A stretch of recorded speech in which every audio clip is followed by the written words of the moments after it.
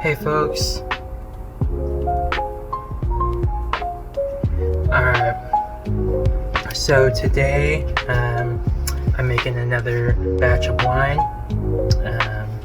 I'm going to be making a pink guava dragon fruit, and then there's some pineapple in there too. Wine, it might turn out to be kind of more like a sangria, but it should be good regardless. Very vivid, kind of pink magenta color. Should be really nice. I got everything measured out. I got all of our stuff sanitized. Yeah, so we're gonna proceed to getting this set up. Okay, so for our juice, or our wine, our tropical wine, we're going to be using cane sugar. We're going to be doing about 3/4 cup of sugar per quart. We're going to be doing 5 quarts, and then 1/8 teaspoon of yeast per quart.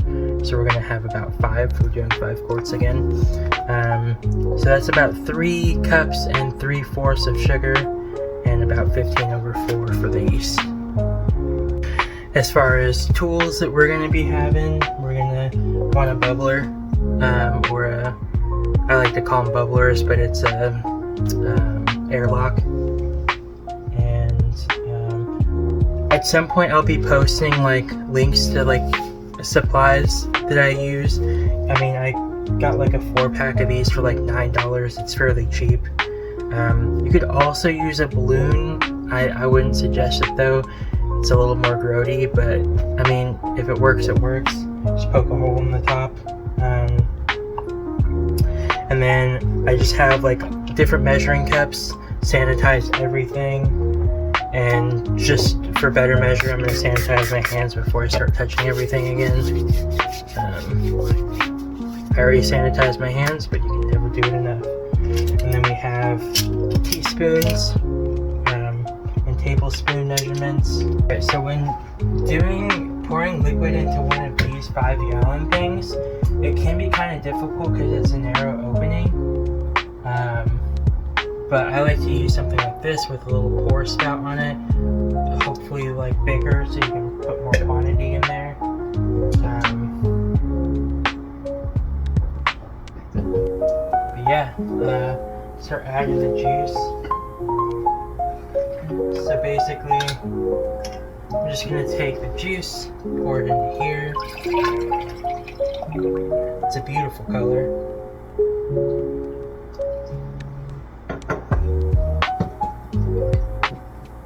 And I did sanitize my hands again.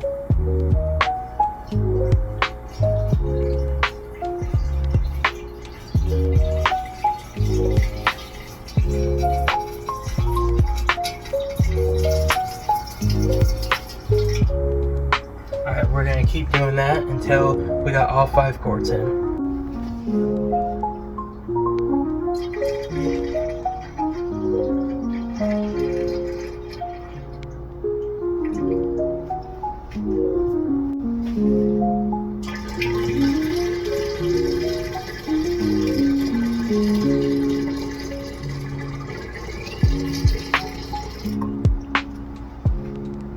Alright, so we have our 5 quarts in there.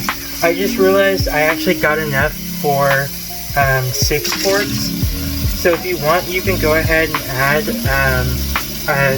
if you want to do 6 quarts, just add another 1/8 of yeast when the yeast comes around, and add 4 cups and 4.5 cups of, just 4.5 cups of sugar instead of 3 3/4.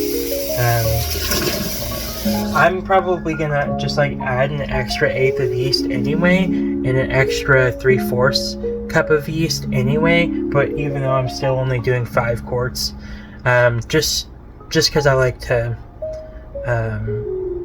have more activity, I guess. You can kind of vary that. You can't really take out yeast and sugar, so be careful with adding more than your initial measurement. But once you start the brew, you can always add more. or at the end if it's too bitter, you can go ahead and back sweeten it once your whole like brew is finished and done. I'm gonna go ahead and measure out the sugar and then come back to you. Alright, got the sugar here. I'm actually gonna grab a funnel real quick. Alright, got the sugar here. Just gonna put this like funnel thing here. Go ahead and pour in our sugar. And once I got our sugar all poured in, we're gonna want to mix that really thoroughly. With one of these things, I just pick it up and shake it around pretty vigorously. It does take a lot of strength, so if you have like, initially you're supposed to do your first brew in a bucket for wine, especially if you have like raw fruit in there. But since we're doing it in one of these, I just shake it. It is heavy and it is strenuous, but you could always just start your brew in a bucket too, and then like stir that in with like some people take a drill gun, like a electric drill, and attach like a mixer to the end, and then just it'll mix it up. Of course, sanitize all that, and then you can have your brew in the tub or the bucket with the lid on it and your bubbler on top. And then once your first fermentation is done, then you can go ahead and siphon it into one of these. And it's a lot easier to manage, but I just start right here because I'm able to like shake it. I'm not using like raw fruit quite yet.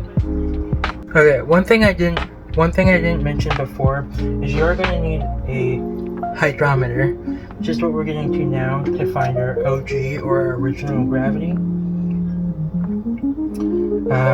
I poured out some of the liquid once the sugar's been mixed in. So pour that into the beaker,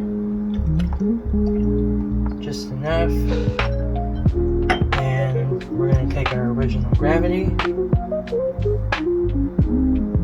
pour a little bit out.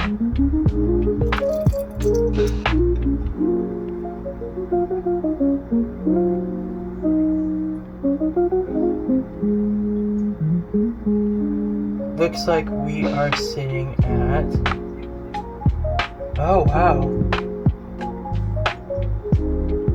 this is going to be a pretty high ABV. We're sitting at 1.000 or 1.090. Standard for like a wine, I would probably say is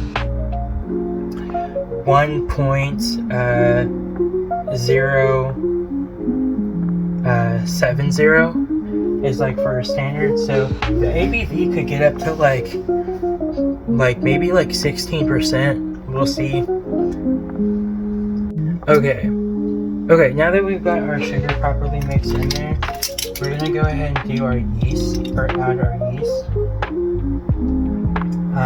Another thing you can get ready kind of sooner than later is get your some purified water boiling for about 5 minutes, and you're gonna want to use that for your airlock. You can also use star sand. I've never had to use any of that, but some people recommend it because it's more sanitary. But yeah, we're gonna go ahead and add the yeast. About 1.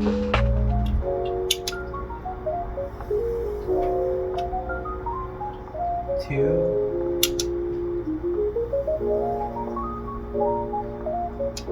3.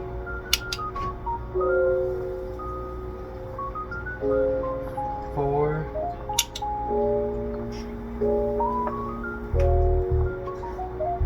5. And we're just gonna do an extra one because we added a little extra sugar. 6. Alright, you can go ahead and just like pick it up and give it a little mix up. It's not, you don't want to do it too much, but yeah, just give it a little mix up. It'll do its thing. And then we're going to sanitize everything one more time just to be sure, and we'll go ahead and pop on the airlock. Alright, and there we have it. We have our like 5 quarts of guava, pineapple, and dragon fruit wine. So I'm gonna add some water to this airlock. So basically, I keep a like vial like this with alcohol in it, just so it's like stays constantly sanitized. Of course, you don't want any alcohol getting in your airlock. Sometimes people say you could use vodka, that's cool, but no, like isopropyl. I have isopropyl in here, so I just make sure it's all out. Give it a quick rinse. And then I take my boiled water, it's purified, I let it cool a bit. We're gonna go ahead and pop off this cap. And yeah, just drop it in here until you get, most of these airlocks will have a line that will say max. You're gonna wanna drop it in there until it hits max. You don't want it too much because then it won't bubble and then it'll be harder for the air to escape. But with this, it's just ensuring that no air is getting in and it's not oxidizing your wine, and also not allowing bacteria to get into your wine as well.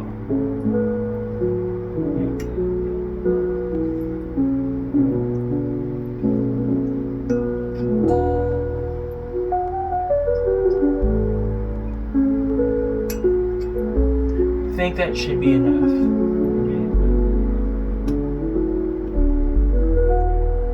And you'll start to see bubbling activity. Of course, it's not going to bubble right away within the first 48 hours.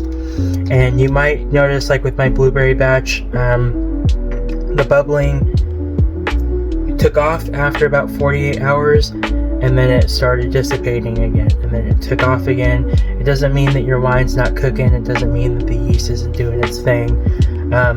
So you might give it a little bit of a shake. It might start acting up then. Not too big of a shake, but or just let it do its thing. It's still cooking. Alright, thanks for tuning in. Peace, y'all.